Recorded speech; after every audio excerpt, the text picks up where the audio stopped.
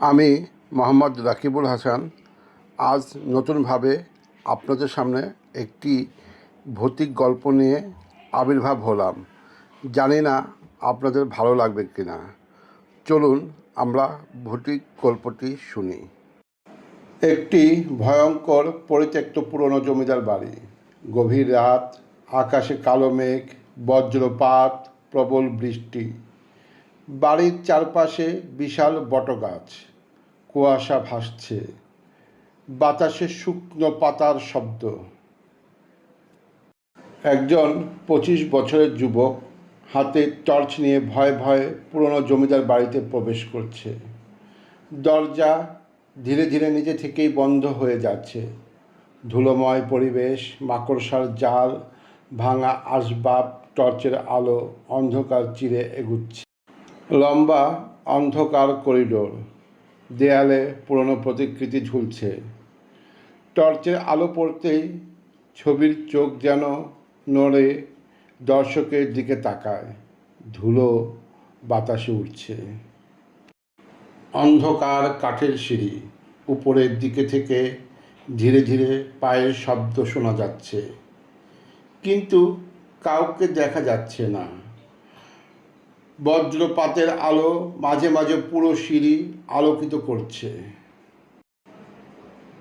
যুবকের কানের কাছে অদৃশ্য কণ্ঠস্বর ফিসফিস করছে।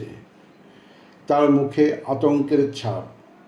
টর্চের আলো কাঁপছে, চারপাশে সম্পূর্ণ অন্ধকার। দ্বিতীয় তলায় একটি পুরনো ঘর। দূর থেকে শিশুর কান্নার শব্দ। আধখোলা দরজা, কুয়াশা ভেসে আসছে। ঘরের ভেতরে পুরনো কাঠের দোলনা নিজে থেকেই দুলছে। ভয়ঙ্কর পরিবেশ।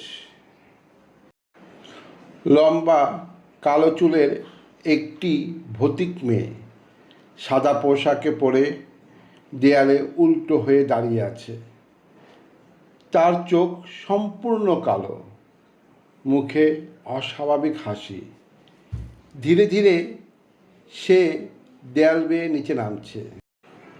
ভীত যুবক অন্ধকার করিডোর দিয়ে দৌড়াচ্ছে।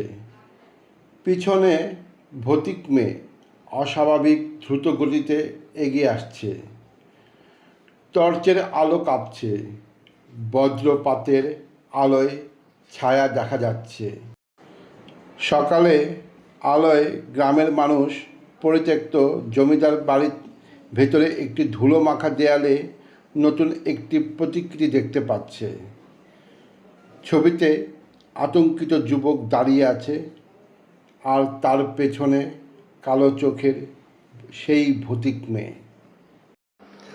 গল্পটি যদি আপনাদের ভালো লাগে অবশ্যই কমেন্টস করে জানাবেন এবং বেশি বেশি করে শেয়ার করবেন, এবং ভবিষ্যতে আপনাদের জন্য আরও এরকম ভৌতিক গল্প নিয়ে ইনশাআল্লাহ আপনাদের সামনে হাজির হব।